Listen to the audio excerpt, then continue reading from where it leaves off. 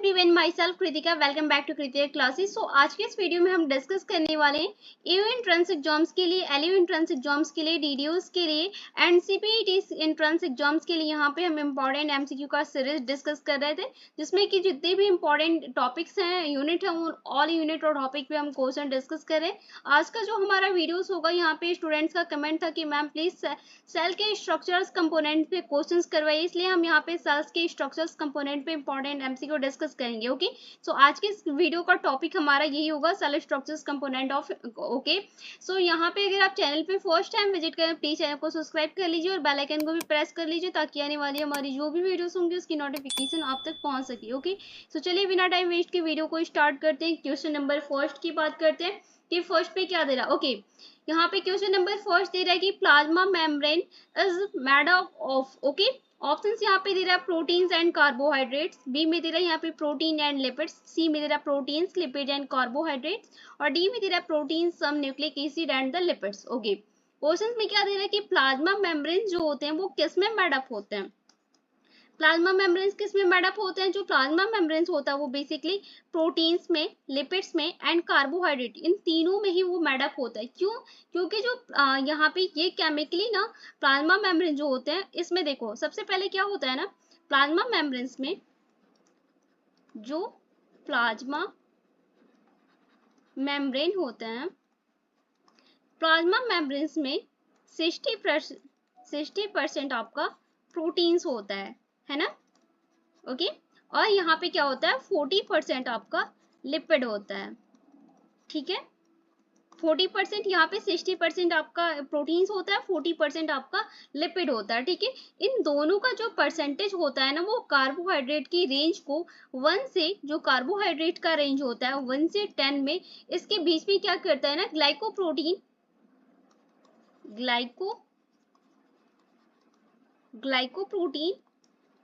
And then glycolipid. Glycoprotein and glycolipid में क्या करता है, ये फॉर्म हो जाता है 1 to 10 बीच में, कार्बोहाइड्रेट की रेंज में, और इसमें बेसिकली 60% आपका प्रोटीन होता है, 40% आपका लिपिड होता है। ठीक है, प्लाज्मा मेम्ब्रेन्स में, जो कि केमिकली यहाँ पे सबसे ज्यादा वेसअप होते हैं। ओके, तो यहाँ पे क्वेश्चन नंबर फर्स्ट का सी ऑप्शन राइट हो जाएगा। Okay, now question number second की बात करते हैं। सेकंड में है कि पॉलीराइबोसोम्स और the aggregate of. Okay, option दे रहे हैं यहाँ पे राइबोसोम्स एंड आरआरएनए, बी में दे रहा है ओनली आरआरएनए, सी में दे रहा है पेरोक्सिसोम्स, डी में दे रहा है several ribosomes hold together by the string of the mRNA. ठीक है, क्वेश्चंस में क्या दे रहा है कि जो पॉलीराइबोसोम्स होते हैं वो किसमें एग्रीगेट होते हैं। पॉलीराइबोसोम्स किसमें एग्रीगेट होता है, ये बेसिकली सेवरल राइबोसोम्स होते हैं, होल्ड टुगेदर होते हैं by string of the mRNA में होते हैं। एमआरएनए में क्यों होंगे, क्योंकि जो पॉलीराइबोसोम्स होता है ना, ये बेसिकली ये कंसिस्ट करते हैं, जो पॉलीराइबोसोम्स होते हैं, ये पॉलीराइबोसोम्स जो होते हैं ना, ये कंसिस्ट करते हैं यहाँ पे 4 से 8 राइबोसोम्स को करते हैं। ठीक है, 4 से 8 राइबोसोम्स को करते हैं, और ये अटैच होते हैं सिंगल स्ट्रैंड के साथ। क्या होता है, ये जो अटैच होते हैं बेसिकली सिंगल स्ट्रैंड के साथ होते हैं, single strand of messenger RNA के साथ होते हैं। ये single strand of the messenger RNA के साथ होते हैं, या तो आप मैसेंजर आरएनए को या फिर यहाँ पे एमआरएनए को, इसके साथ क्या होती है, ये सिंगल स्ट्रैंड में अटैच होते हैं, और इनकी जो मैकेनिज्म होती है ना, वो हेल्प करती है सिंथेसाइज के सेवरल कॉपी में, कुछ सम प्रोटीन्स में। ओके, सो इसके अकॉर्डिंग यहाँ पे क्या हो गया, आपका क्वेश्चन नंबर सेकंड का डी ऑप्शन राइट हो गया, several ribosomes hold together by string of the mRNA. ठीक है, सो सेकंड का D correct. Okay, now question number third की बात करते हैं। थर्ड में दे रहा है कि nucleoproteins are the synthesized in. Nucleoprotein किस में सिंथेसाइज होता है, न्यूक्लियोप्लाज्म में होता है, या फिर न्यूक्लियर इन्वॉल्व में होता है, या फिर न्यूक्लियोलस में होता है, एंड या फिर साइटोप्लाज्म में होता है। जो न्यूक्लियोप्रोटीन्स होते हैं ना, ये बेसिकली किस में सिंथेसाइज होते हैं, न्यूक्लियोप्रोटीन जो होता है वो आपका साइटोप्लाज्म में यहाँ पे सिंथेसाइज होता है, क्योंकि न्यूक्लियोप्रोटीन का ये कंपाउंड जो होते हैं ना, वो बेसिकली सेल के लिविंग ऑर्गेनिज्म में होते हैं। जो यहाँ पे न्यूक्लियोप्रोटीन होता है, न्यूक्लियोप्रोटीन्स की अगर हम बात करें, तो इनका जो कंपाउंड प्रेजेंट होता है ना, वो सेल्स के लिविंग ऑर्गेनिज्म में होता है। ठीक है, सेल्स के लिविंग ऑर्गेनिज्म में होता है, जो कि कंसिस्ट होते हैं, ये बेसिकली सेल के लिविंग ऑर्गेनिज्म में तो होता है, बट ये ना कंसिस्ट हो जाते हैं यहाँ पे आपकी न्यूक्लिक एसिड में, एंड यहाँ पे प्रोटीन्स विद प्रोटीन्स में होते हैं, ठीक है, इसमें कंसिस्ट होते हैं। और जो न्यूक्लियोप्रोटीन होता है वो सिंथेसाइज होता है बेसिकली यहाँ पे साइटोप्लाज्म में, ठीक है। यहाँ पे क्वेश्चंस में भी दे रहा है कि न्यूक्लियोप्रोटीन किस में सिंथेसाइज होता है, तो वो आपका साइटोप्लाज्म में होता है ना। और ये दो कंजुगेटेड प्रोटीन होते हैं, टू टाइप की यहाँ पे कंजुगेटेड प्रोटीन्स बनाता है। सबसे पहले यहाँ पे टू टाइप्स के कंजुगेटेड प्रोटीन होते हैं,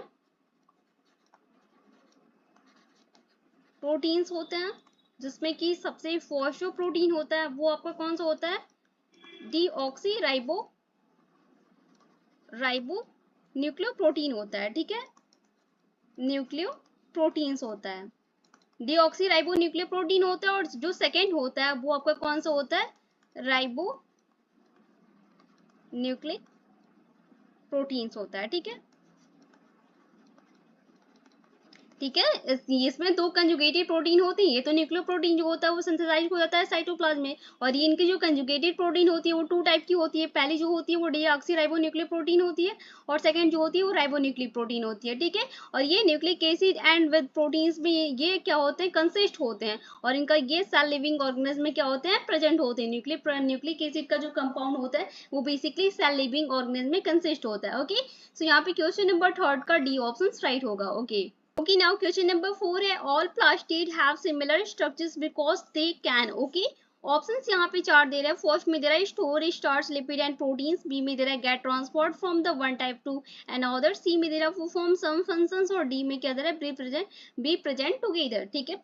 यहाँ पे क्या दे रहा है कि ऑल प्लास्टिड, जितने भी प्लास्टिड होते हैं वो सिमिलर, इनका क्या जो स्ट्रक्चर्स होता है वो सिमिलर होता है, बिकॉज इनमें जो स्ट्रक्चर्स होते हैं वो सिमिलर होते हैं। तो किस में सिमिलर होता है, जितने भी प्लास्टिड होते हैं उसमें किस में सिमिलर होता है, जो सिमिलर होता है ना वो गेट ट्रांसफर्ड होते हैं from one type to the another होते हैं। क्योंकि होता है क्या, जो भी प्लास्टिड होते हैं ना ये इन्वॉल्व होते हैं इनके फॉर्मेशन के स्टोरेज में, जो कि सॉल्युबल भी होते हैं, इनसॉल्युबल होते हैं कार्बोहाइड्रेट में। और जो आपका प्लास्टिड होता है ना, ये जो प्लास्टिड होता है, प्लास्टिड जो होता है वो आपका 3 टाइप्स का होता है, ठीक है, 3 टाइप का होता है। कौन कौन सा होता है, फर्स्ट जो होता है वो आपका क्लोरोप्लास्ट होता है, ठीक है, और दूसरा जो होता है वो आपका कौन सा होता है, ल्यूकोप्लास्ट होता है, ठीक है, और तीसरा जो होता है वो तीसरा कौन सा होता है, ये आपका क्रोमोप्लास्ट होता है ना। तो ये बेसिकली यहाँ पे इन्वॉल्व होते हैं इनके फॉर्मेशन के स्टोरेज, एंड सॉल्युबल होते हैं एंड इनसॉल्युबल होते हैं कार्बोहाइड्रेट में। और ये 3 टाइप्स के होते हैं, क्लोरोप्लास्ट, लिकोप्लास्ट एंड क्रोमोप्लास्ट। और ये प्लास्ट जो होते हैं इनका सिमिलर स्ट्रक्चर्स होता है, वो ट्रांसफॉर्म का होता है one type to the another का होता है ना। तो क्वेश्चन नंबर 4 का आपका बी ऑप्शन राइट हो जाएगा, ओके। क्वेश्चन नंबर 5 है, binding of a specific protein or the regulatory DNA sequencing can be studied by means of, okay। Option दे रहा है ultracentrifugation, electron microscope, light microscope, x ray crystallography, ठीक है। Binding of specific protein, binding of specific protein दे रहा है जो कि रेगुलेट करता है डीएनए के सीक्वेंसिंग में। और स्टडीज में क्या इसका स्टडीज में आएगा, ये किसके स्टडीज में देखा जाता है कि जो बाइंडिंग ऑफ स्पेसिफिक प्रोटीन होता है, रेगुलर डीएनए का सीक्वेंस होता है, तो वो किसका होता है, यहाँ पे एक्सरे क्रिस्टलोग्राफी का, एक्सरे क्रिस्टलोग्राफी का होता है। क्योंकि इसमें क्या होता है, देखो जो एक्सरे क्रिस्टलोग्राफी की जो टेक्निक होती है ना, ये बेसिकली यूज होती है स्टडी ऑफ बाइंडिंग प्रोटीन्स में, रेगुलेटेड डीएनए सीक्वेंसिंग में। और इसकी जो टेक्निक होती है एक्सरे की ना, वो पास थ्रू करती है क्रिस्टल के सबस्टांस में, कुछ डिफरेंस करती है, डिफरेंस होता है पैटर्न इनका। और ये हेल्प करते हैं बेसिकली टेक्निक की यहाँ पे अरेंजमेंट को, एटम्स को एंड मॉलिक्यूलर स्ट्रक्चर्स को, एंजाइम्स को, प्रोटीन्स को, डीएनए में जितनी भी सारी चीजें होती है ना, इनमें बेसिकली इनकी टेक्निक यूज की जाती है, ठीक है। तो यहाँ पे क्वेश्चन नंबर 5 का डी ऑप्शन राइट हो जाएगा, ओके। नाउ क्वेश्चन नंबर 6 की बात करते हैं। 6 में क्या दे रहा है कि name of the Schleiden and so on और the associated with, okay. Option दे रहा है protoplasm as the physical basis of life, B में दे रहा है सेल थ्योरी, सी में दे रहा है cell theory of cell linkage, और डी में दे रहा है कि nucleus functions as the control centre of the cells, ठीक है। यहाँ पे क्या दे रहा है कि name of the Schleiden and Schwann, जो स्लाइडेन और स्वान जो दोनों साइंटिस्ट थे, दोनों साइंटिस्ट ने कि यहाँ पे क्या एसोसिएट किया था, उसका नाम बताना है कि उसका नाम क्या होगा, किस चीज को इन्होंने एसोसिएट किया था। दोनों साइंटिस्ट ने किसको एसोसिएट किया सबसे पहले, ये भी आपको पता होगा, ये बेसिक के रिगार्डिंग क्वेश्चन है, बट ये क्वेश्चन बहुत बार पूछा जाता है, तो बहुत ज्यादा इंपॉर्टेंट भी क्वेश्चन है कि जो स्लाइडेन और स्वान थे, दोनों ने ही सेल थ्योरी को रिप्रेजेंट किया था, यहाँ पे एसोसिएट किया था। यहाँ पे 1893 में 1839 में इन्होंने एक कॉन्सेप्ट लिखा था। इस कॉन्सेप्ट के बारे में आप याद रखना, इस कॉन्सेप्ट के बारे में बहुत ज्यादा पूछा जाता है कि स्लाइडेन और स्वान ने जो यहाँ पे 1839 में जो कॉन्सेप्ट यहाँ पे दिया था, सब सेल थ्योरी को इन्होंने एसोसिएट किया था। उसके बाद जो इनका कॉन्सेप्ट क्या था, जो कॉन्सेप्ट था ना, कॉन्सेप्ट था यहाँ पे ऑल लिविंग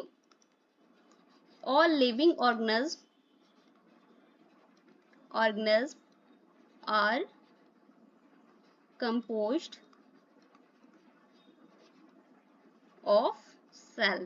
ठीक है, ये इनका एक कॉन्सेप्ट था जब यहाँ पे स्लाइडेन सॉन ने सेल थ्योरी को यहाँ पे एसोसिएट किया था 1839 ने, तो उसके बाद इन्होंने एक कॉन्सेप्ट दिया था, जो कॉन्सेप्ट का नाम था वो था ऑल लिविंग ऑर्गेनिज्म और the compost of the cell. ठीक है, तो ये इसके बारे में पूछा जाता है, जो कि सेल थ्योरी में नोन एज होता है। तो इस चीज को आप याद रखना, यहाँ पे सेंचुरी भी याद रखना, किस सेंचुरी में किया गया था और इनका कॉन्सेप्ट क्या था, ये भी याद रखना। और स्लाइडेन एंड सॉन ने किस चीज को एसोसिएट किया था, सेल थ्योरी को किया था, ये भी याद रखना। देखो यहाँ पे कितने क्वेश्चंस बन रहे हैं। पहला कि स्लाइडेन और सॉन ने किस चीज को एसोसिएट किया, सेल थ्योरी को, फर्स्ट क्वेश्चन, एक क्वेश्चन आपका बन रहा है। दूसरा किस सेंचुरी में की थी, तो वो दूसरा क्वेश्चन आपका बन रहा है। इनका कॉन्सेप्ट क्या था, उस कॉन्सेप्ट की बात करें तो यहाँ पे एक क्वेश्चन से आपके कितने, 3 क्वेश्चंस यहाँ पे, बेसिकली 3 क्वेश्चंस यहाँ पे बन रहे हैं, है ना। तो ये क्वेश्चंस को समझने की जरूरत है। क्वेश्चन जब आप समझोगे तो आपको सही तरीके से समझ आएगी कि एक क्वेश्चन से कितने क्वेश्चंस बन सकते हैं। ओके, तो क्वेश्चन नंबर सेकंड का 6 का यहाँ पे बी ऑप्शन राइट है। ओके, Number 7 है membranous bag with the hydrolytic enzyme which is used for the controlling intracellular digestions of the macromolecules is okay। Option दे रहा है endoplasmic reticulum, nucleosomes, lysosome, phagosomes. ठीक है, क्वेश्चंस क्या दे रहा है कि मेम्ब्रेनस बैग में कौन सा हाइड्रोलिटिक जो एंजाइम होता है वो इसमें कंट्रोलिंग इंट्रासेलुलर के डाइजेशंस में मैक्रोमोलिक्यूल्स में कौन सा यूज होता है, दे रहा है कि कौन सा यूज होगा कंट्रोलिंग इंट्रासेलुलर की डाइजेशन के मैक्रोमोलिक्यूल्स में। जो यूज होता है ना वो बेसिकली लाइसोसोम्स होता है। ठीक है, लाइसोसोम्स क्यों होगा, लाइसोसोम से यूज क्यों होगा, क्योंकि जो लाइसोसोम्स होते हैं ना वो डाइजेस्ट होते हैं सबस्टांस में। ये जो लाइसोसोम्स होते हैं ना, ये बेसिकली क्या करते हैं, ये डाइजेस्ट होते हैं, यहाँ पे डाइजेस्ट द सबस्टांस में डाइजेस्ट होते हैं, जो आपका प्रोटीन एंड फैट्स में होते हैं। ठीक है, अदर्स भी होते हैं, अदर्स सीटीसी में फैट, प्रोटीन, इन सारी चीजों में ये डाइजेस्ट होते हैं और इनका जो प्रेजेंट इनसाइड द सेल होता है, ये ड्यूरिंग स्टिवेशंस की न्यूरिशमेंट में प्रोवाइड करते हैं लाइसोसोम्स को। और इनका जो लाइसोसोम्स होता है वो फॉर्म करता है गोल्जी अपर्चर की कंटेंट्स हम 40 टाइप्स के एसिड 40 टाइप्स की क्या करते हैं, 40 टाइप्स के acid hydrolysis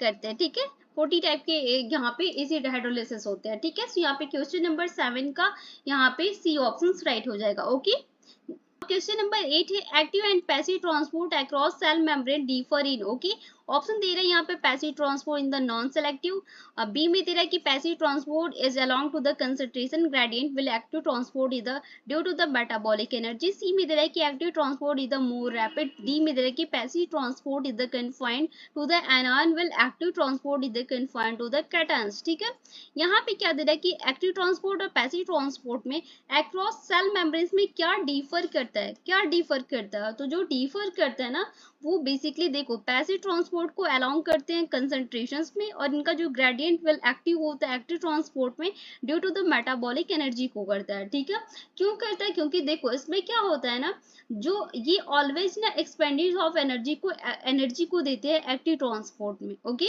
so question number 8 का बी ऑप्शन राइट हो जाएगा। ओके, Question number 9 है beside giving out secretory vesicles the Golgi aperture is also concerned with the formations of okay option दे रहा है lysosome, plastid, grana of the chloroplast और D में दे रहा है cell plate after the cell division the plant. ठीक है, क्वेश्चंस में दे रहा है कि बिसाइड ड्यूरिंग द और स्केटरी वेसिकल्स में कौन सा गोल्जी अपर्चर्स में ऑल्सो यहाँ पे कंसल्ट होता है इसके फॉर्मेशंस में, कौन सा कंसल्ट करता है इसके फॉर्मेशंस के लिए, जो फॉर्मेशंस के लिए करता है ना वो लाइसोसोम्स होता है।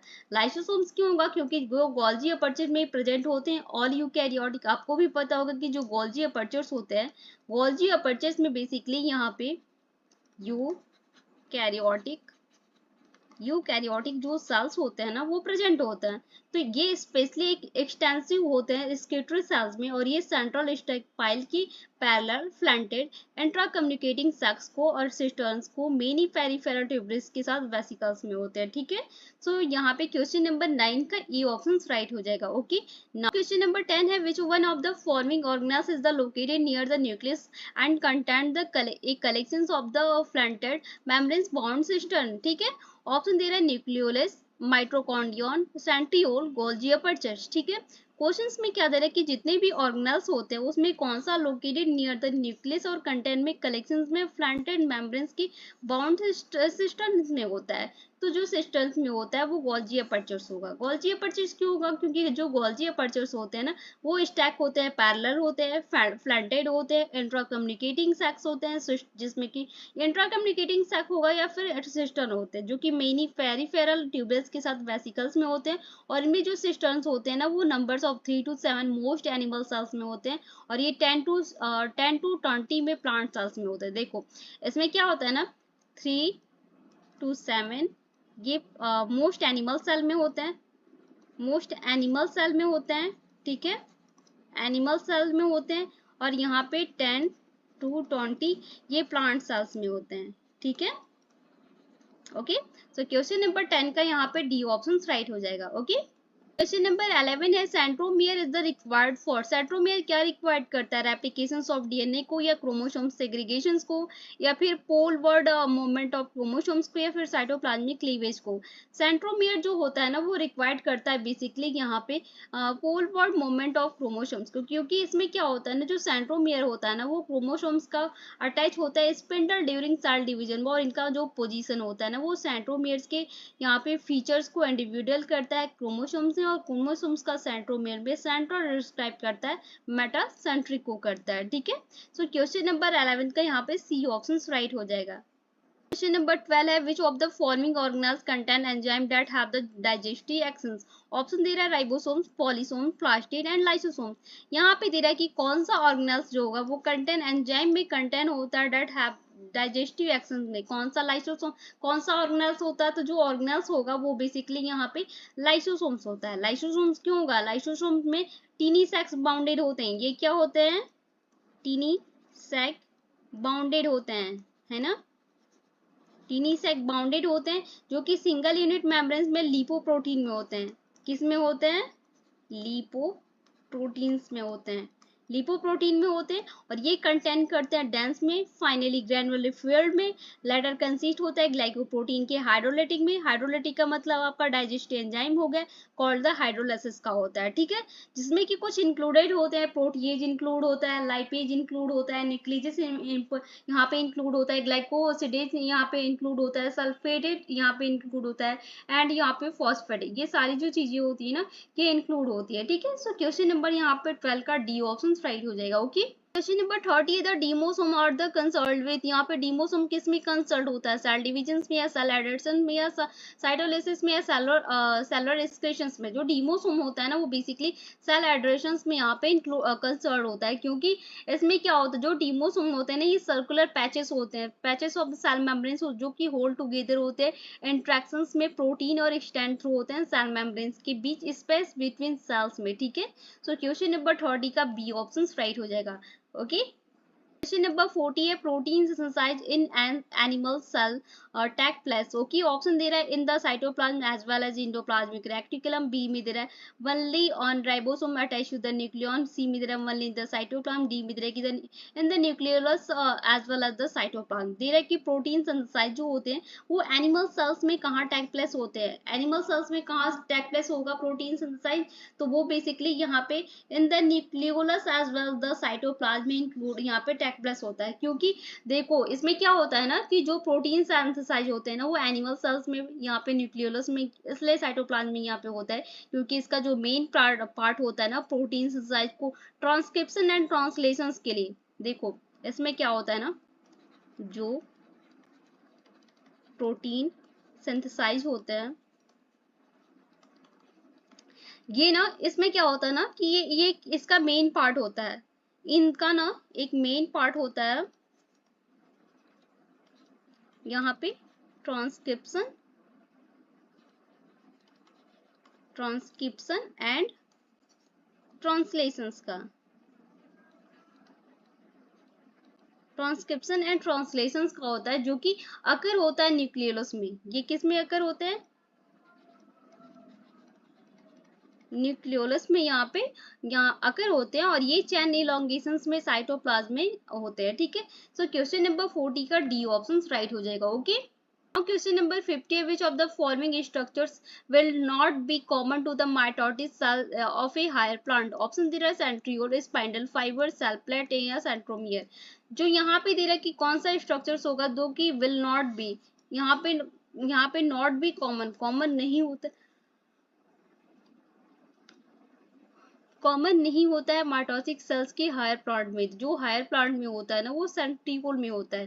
सेंट्रियोल में क्यों होता है, क्योंकि जो सेंट्रियोल होता है ना वो अकर होता है नियरली ऑल एनिमल सेल्स में और ये मोटाइल प्लांट सेल्स में होते हैं, जो इसमें कि जो spore, algae, sperm cells, fern, motile alga और ये सारे एब्सेंट होते हैं, ये तो होते हैं आपके। ठीक है, ये नियरली होते हैं सेंट्रियोल में। और इनमें जो एब्सेंट होता है ना वो आपका जो एब्सेंट होते हैं वो अमीबा होते हैं, prokaryotic cells, higher gymnosperm and all जितने भी एंजियोस्पर्म होते हैं ये सारे क्या होते हैं ना एब्सेंट होते हैं। और इनमें जो इंटरफेस होता है ना वो अनडिवाइडिंग सेल के होता है, जो कि पेयर्स ऑफ द सेंट्रियोल्स के डायप्लोसोम्स में यूजुअली ये नियर होते हैं न्यूक्लियस की। ओके, तो यहाँ पे क्वेश्चन नंबर 15 का ए ऑप्शन राइट हो जाएगा। ओके, सो इसी के साथ यहाँ पे सेल के स्ट्रक्चर्स कंपोनेंट से, यहाँ पे सेल के स्ट्रक्चर्स कंपोनेंट से हमने 50 क्वेश्चन डिस्कस किया। तो आई जस्ट होप कि हमने जो ये 50 क्वेश्चन डिस्कस किया आपको पसंद आएगा। कोई भी क्वेश्चन या क्वेश्चन से रिलेटेड कहीं पर भी आपको डाउट होता है तो आप मुझे कमेंट सेक्शन में कमेंट करके पूछ सकते हैं,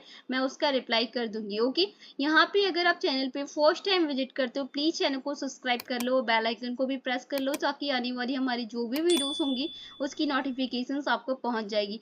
अगर आप किस टॉपिक्स पे या फिर यूनिट पे यहाँ पे क्वेश्चंस करना चाहते हैं आप मुझे कमेंट सेक्शन में जरूर बताइए। यहाँ पे स्टूडेंट्स का कमेंट था कि मैम सेल के स्ट्रक्चर्स कंपोनेंट पे और सेल बायो पे क्वेश्चंस करवाइए, तो सेल बायो पे हमने ऑलरेडी बहुत सारे क्वेश्चन डिस्कस किए, इसीलिए यहाँ पे हम सेल के कंपोनेंट स्ट्रक्चर्स कंपोनेंट पे हमने क्वेश्चन डिस्कस किया। अगर आप किस टॉपिक और यूनिट पे क्वेश्चन करना चाहते हैं आप मुझे कमेंट सेक्शन में बताइए, मैं उस पर वीडियो बना दूंगी। या फिर अगर आपका कोई डाउट होता है ये एंट्रेंस एग्जाम्स के रिलेटेड, एलयू के रिलेटेड, डीडीओ के रिलेटेड, सीपीईटी के एंट्रेंस एग्जाम्स के रिलेटेड, कहीं पर कोई भी एंट्रेंस एग्जाम से रिलेटेड डाउट होता है तो आप मुझे कमेंट सेक्शन में कमेंट कर दीजिए, मैं उस पर वीडियो आपको अपलोड कर दूंगी। ओके, और अभी तक आपने हमारे टेलीग्राम ग्रुप को नहीं ज्वाइन किया तो जाइए जल्दी से जल्दी ग्रुप्स को ज्वाइन कर लीजिए, क्योंकि वहाँ पे मोस्ट इंपॉर्टेंट क्यूजेस चल रहे हैं और क्यूजेस की जो टाइमिंग है वो बहुत ही अच्छी है। और यहाँ पे टाइमिंग रखी गई 11 AM पे यहाँ पे मॉर्निंग में क्यूज होते हैं और 9 PM यहाँ पे क्यूजेस होते हैं। 2 टाइम यहाँ पे डेली ही क्यूजेस हो रहे हैं जो कि आपके एंट्रेंस एग्जाम्स के लिए बहुत ज्यादा बेनिफिट है। तो टेलीग्राम ग्रुप को ज्वाइन कर लीजिए, लिंक आपको डिस्क्रिप्शन बॉक्स में मिल जाएगा। ओके, तो मिलते हैं जल्दी नेक्स्ट वीडियो में, तब तक के लिए thank you, thanks for the watching.